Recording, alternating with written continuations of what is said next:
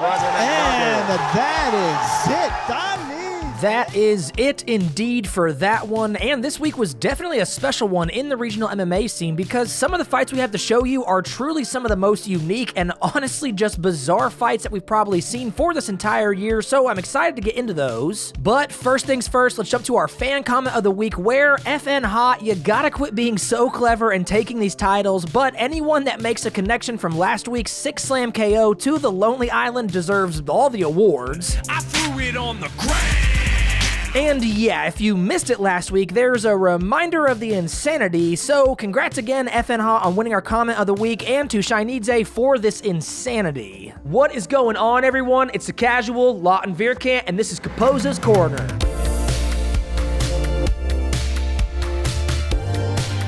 Kicking us off this week, we're heading to Brawl International 2 in Guam, where we have the main event heavyweight bout that sees Yuichi Yokoyama, who has just a 4-2 record, and he's taking on Roque Martinez, and he has a 15-8-2 record, fought in the UFC for the past 2 years, and Ryzen before that, lost to Krokop there, and was also one of the matchmakers for this event, so someone tell me how much sense this scenario makes? But anyways, this is a bizarre one for a few reasons, but one thing you can expect is that this fight has 2 finishes.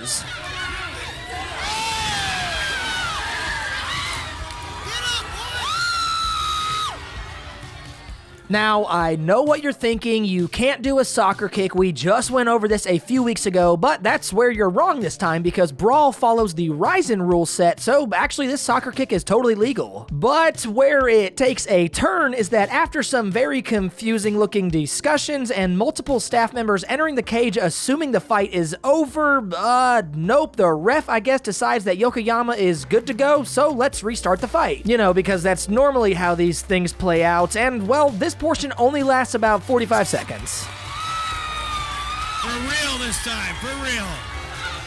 And that's it, rear naked choke, ladies. Yeah, what in the hell did we just watch? It was not a very good day in the office for Yokoyama because I am positive he never fully came to after the soccer kick. And then to add insult to injury, he gets tapped in this rear naked choke and finally the chaos has come to an end. I don't even know, man. I guess congrats to Martinez for securing another win for his record, but yeah, this one was just too bizarre not to show you guys, so we had to include it this week. Now we're gonna head to KSW 76 in Poland where they had a busy week because we have 3 fights to show you. And for the first, why not? Let's go ahead and get into some real action with Caposa's KO of the week. Here we have a welterweight matchup between Artur Szczepaniak, who's sitting at a nice 8-1, and his opponent, Brian Hoy, has an 18-9-1 and used to fight in Bellator and Brave CF before he came over here to KSW. So in true KSW fashion, this whole fight only lasts 43 seconds, so let's take a look at this knockout. Będzie na pewno też szukał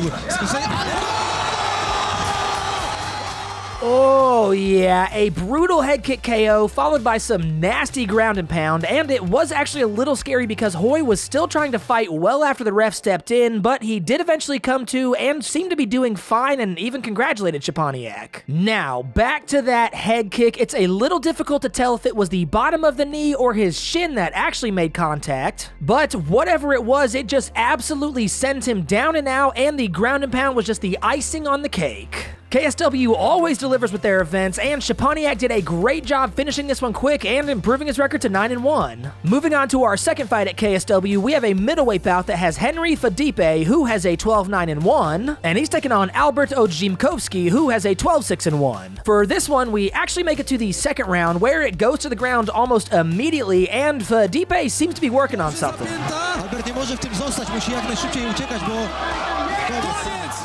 Anyone got a guess to what that submission is called? Yeah, Caposa had to teach me, but that's what they call a Peruvian necktie, and it is wild and also very rare because this is the first one that's ever been hit in KSW history. And I know both guys had some subpar records, but this was just crazy to see from Fadipe, and although he now has a 13-9-1, he is on a 4-fight winning streak. And obviously KSW has some tough competition, so congrats to him one more time on this victory and for literally making some KSW history. And for our third and final fight at KSW, I told you they were busy because now we're going to jump straight into Caposa's prospect of the week. Here we have a lightweight bout for the interim title that sees Sebastian Rajewski, and he's taking on Saladin Parnas. Now, something you all have mentioned in the comments is not going over records or anything like that before this highlight so that I don't give anything away, and that's what we're going to try out this week. So as we make it to the 4th round, we go to the ground early, and, well, who's your money on?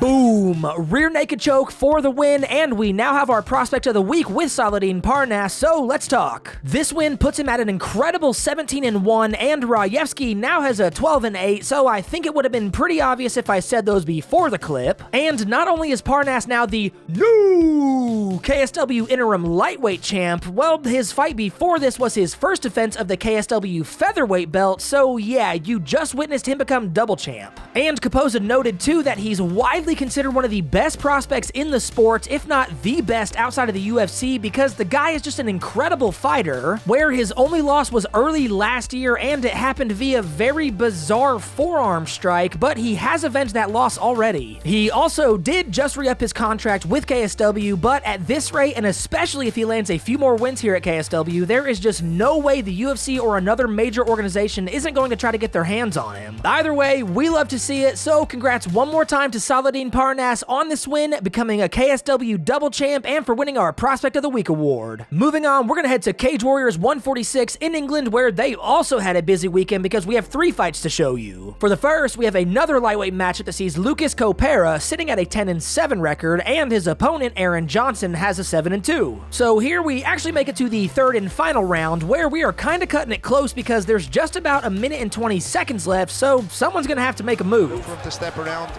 Now looking for a heel hook. He's on it. He's on it. He's on it. He's got it. A nasty heel hook and some panic barrel rolling, hoping to escape, but no luck, and Copera forces the tap and some pain in the face of Johnson. So you can kind of see from this replay angle, but that final roll, it looks like something may have popped or his ankle just rolled too far, because that's when Johnson audibly yells and begins tapping, and you can see here that he actually had to have his leg stabilized and he was wheeled out of the cage. So we are hoping that no severe damage happened in this one, but that was a smooth and quick heel hook from Copera with barely a minute to spare, so congrats to him on this win and for improving his record to 11-7. And for our second fight at Cage Warriors 146, we have the co-main event welterweight title fight for the interim belt that sees Mateus Figlak sitting at a nice 7-1 record, and he's taking on UK MMA legend Jimmy Wallhead, who has a 31-11, but this is just his second fight back from a 3-year hiatus. Alright, so back to first round finishes, because this whole fight lasts just a minute and 20 seconds, and do you think the legend Jimmy can claim a second win this year, or is the up-and-comer Figlak gonna add a nice name to his resume? Jimmy's going to make him pay for those mistakes. Judo Jimmy Wallhead strikes again, and in devastating fashion, with this sharp right hook followed by 4 hammer fists that force the ref to step in, and Jimmy is just immediately overcome with emotions. And if this is the first time you're hearing that name also, well, you clearly missed our episode back in July where we featured Jimmy's first win after the hiatus, but the guy has built a career over the past 17 years, so it's pretty cool to see him rack up 2 wins already this year, and both were in brutal fashion, so congrats to Judo Jimmy one more time for this fantastic win, improving his record to 32-11, and for becoming the new Cage Warriors welterweight champion. Moving on to our third and final fight from Cage Warriors 146, we're at the main event middleweight title fight that sees challenger Marian Dimitrov with a nice 10-2 record, and he's taking on the current and defending champion Christian Leroy Duncan, who has a clean 6-0 record. Cage Warriors never disappoints because we're in the first round again, but the clock is running out because we only have about 16 seconds left, so someone's gonna have to make a move unless they want to drag this one out anymore. Sport, back elbow. He's hurt. Dimitrov's hurt. He's out down. Christian Duncan with a nasty spinning back elbow into a right hook, which I'm not sure how that didn't lay him out on the canvas. But after a few missed strikes, this left hand to the chin is all the ref needs to see before finally putting a stop to this one with just seconds in the round to spare. Caposa did note that just because we gave Prospect of the Week out earlier to Parnas, this is another guy you need to be keeping your eyes on because Duncan now sits at a pristine 7-0. And oh yeah, he's only been fighting for right at 2 years, so the big stage is definitely going to be in his future, but until then, congratulations on the win and for still being the Cage Warriors middleweight champion. Next up, we're going to check out Jungle Fight 112 in Brazil, where we have a flyweight matchup between Frank Bispo, sitting at an 11-7 record, and his opponent, Marcos Tailandes, who has just a 6-3. Yep, we've got another one that barely lasts over a minute before it's put to a stop, except this one definitely was leaning more towards the brutal side. Tailandense, já pelo estilo de luta dele, a gente já dá pra ver que é especialista no kickboxing. A huge flying knee that just pushes him back to the cage, then this nasty elbow just slumps him, and the final two blows are, I guess, to just make sure that he's out, and we have our winner. This is one of those ones where I wish I had a few more angles to show you, but what we have is still great, and Tailandes made sure he secured this win, and did it in just a minute and 17 seconds. So congratulations to him on the quick first round finish, and for improving his record to 7-3. Still going, we're heading to Shooto Brazil 112, also in Brazil, where we have a bantamweight bout that sees Felipe Pereira with a clean 5-0, and he's up against Kawa Fernandez, who also has a clean 5-0. Uh-oh, you know what that means. We've got two undefeated fighters, and only one can win, obviously, so who do you think is going to get that unfortunate first loss? Connected twice. Good left cross And that is it. Done.